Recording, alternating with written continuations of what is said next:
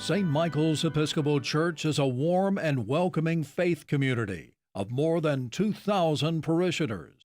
Our parish turned 70 in 2020. It began as a mission from Christ Church and Church of the Good Shepherd in 1950, the first such mission in Raleigh. Nestled in the growing Raleigh suburb of Budleigh, the land was donated by Willie York, and Smedes Chapel is named for his family. His descendants worship with us today. Smedes Chapel is named for the Reverend Albert Smedes, which was my great-great-grandfather. He founded St. Mary's School in 1842, and he was the headmaster there until 1877, that his son Bennett Smedes became headmaster through the end of the 1800s. And my father's contribution had to do really just with the land. I think he contributed to the land. We were members of Good Shepherd. I remember being a member of Christ Church when I was very young, and then we transferred to Good Shepherd. I don't know why, but we did. And then St. Michael's was a mission church from Good Shepherd. So I remember going from Good Shepherd and starting to go here. But I was 1950, I was 9 years old. I was born in 1941. So my father didn't consult with me on a lot of such situations, such as whether to give land, but I do know that he was instrumental in that. The committees were appointed, and they begun work almost immediately, soliciting members to leave their church, Baptists, Methodists, Presbyterians, Episcopalians, didn't make any difference, and come to a new mission. And by that time, this is fairly early in 1950, this group had picked the name St. Michael's Episcopal Church. The first service was held on September 10, 1950, at St. Mary's Chapel. As the Canterbury Road property began to take shape, the congregation added a building, and St. Michael's became known as the Little Red Church in the Woods. The first vestry soon called the Reverend James Dunbar Beckwith as our first rector. Mr. Beckwith, who was 41 years old, accepted the call to serve a church with no budget and few members. Yes, what I clearly remember is being the first acolyte, and I think I was 10 years old, and I mentioned several years ago to my brother that who's a year and a half older, Jimmy, that I was the first acolyte. He said, no, he was the first acolyte. So I said, well, I'm certain I was, so we must have started the same day. But I do remember knowing what to do and performing in the services. And then after about a year, I don't know why I always think of it as a year, but we're going to have acolyte training. Now we're going to have training acolytes. And I said that I did not need training. I had been doing it for a year. And furthermore, I wasn't going to do the training, so I quit. So I don't know. I didn't storm out or anything. I just said, no, I'm not going to do it. And I was getting more into sports probably at that time. Under Mr. Beckwith's leadership, St. Michael's grew, and within a year was granted full parish status by the Diocese of North Carolina.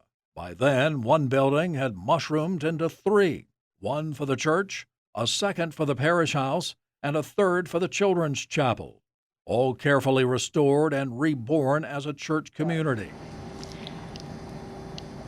The Little Red Church is all we knew about, and I remember more about that than I do about the first service, to tell you the truth. I know that Elaine Richards was in charge of the children's chapel, and I would have done anything in the world for Elaine Richards. When she asked me if I would play the pump organ, I said, oh, sure, and then went home and said, oh, Mama, what I did, I said I would play that damn organ, and I can't do it. I've never practiced on it before, and all I know is a piano, She said, well, why didn't you tell Helene that you couldn't? I said, because I would not ever tell Helene no to anything she asked me to do. What I did, in a mission church, everybody has to do something or it doesn't get done. I was 11 years old and I was a teacher's helper. At one point I said, Miss Taylor, don't worry. I can teach these little children myself, and you go have a cup of coffee in the kitchen with the other teachers. And Margaret remembered that, and I said, Margaret, I've always been bossy and probably didn't want to have you around while I was showing off with those little children. The Little Red Church soon established itself in Raleigh. The women organized the annual bazaar, and the men sold bonds to parishioners. Those funds, along with a loan from the diocese, would be used to build a permanent structure. St. Michael's Nave, built in 1956, was designed by Leif Vallon, a parishioner who was also the architect for the village district. The church features a Norman bell tower, representing God in the midst of his house. The warmth and beauty of our church nave are the products of a simple but awe-inspiring design, rendered in native North Carolina materials and illuminated by 28 dramatic stained glass windows. Vallon designed the building to inspire all who enter to kneel and say a prayer. The structure is a contemporary expression of a French colonial church. Worshippers enter the church, their eyes drawn upward to the 12 great arches of yellow pine, each arch representing a disciple of Jesus. The arches bring to mind the inverted hull of a ship, and the ship is represented in our parish seal stained glass window. I think he would be very proud of this, that it is. This architectural style has continued and it's been embraced and expanded upon to a certain extent. So I think Leif would be very proud of it. Leif, I think, was instrumental in the history of Leif Vallon, and what he did is instrumental in, I think, the history of this church. In the summer of 1956, the cornerstone was laid, and the whole parish celebrated in an outdoor service, complete with organ and choirs. The first service in the new nave was held on Christmas Eve, 1956.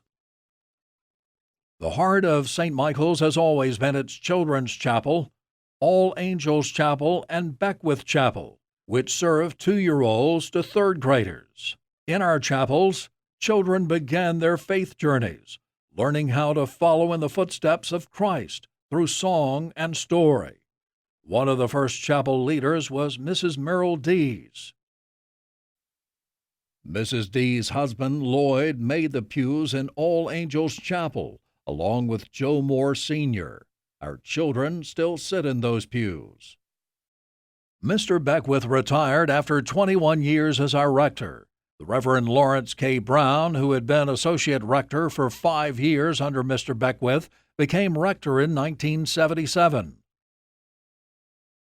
In 1987, we installed our unique and graceful stained glass windows. The windows employ seasonal colors and Christian symbols to illustrate the Episcopal liturgical calendar. The dramatic angel windows rising above the west narthex doors were added in 1998. St. Michael's third rector, the Reverend Ken Henry, accepted the call after our parish had experienced a period of decline. Ken brought new energy to the congregation and helped establish the parish day school. He also served during a multifaceted $1.8 million remodeling project that created 8,500 square feet of new classroom and administrative space for the Sunday school, EYC, and the day school. In addition, renovations were made to the interior of the nave. In 2004, the Reverend Samuel Gregory Jones accepted the call to be our fourth rector. Under Greg's direction, St. Michael's expanded efforts to go forth with God as followers of Jesus. Our members answer the call to mission, more than 600 participating in youth and adult mission work in the community nation, and the world. We engage in Bible and book studies, in-parish missions like Rise Against Hunger, and our Episcopal Church women sponsor fundraising events for organizations like Camden Street Garden, Backpack Buddies, and Habitat for Humanity. Improvements to our campus have continued. In 2006, we hung memorial bells in the bell tower. In 2010, we consecrated a 100-seat north transept to house the world-class Nichols and Simpson pipe organ and make space for our ever-growing number of Sunday worshipers.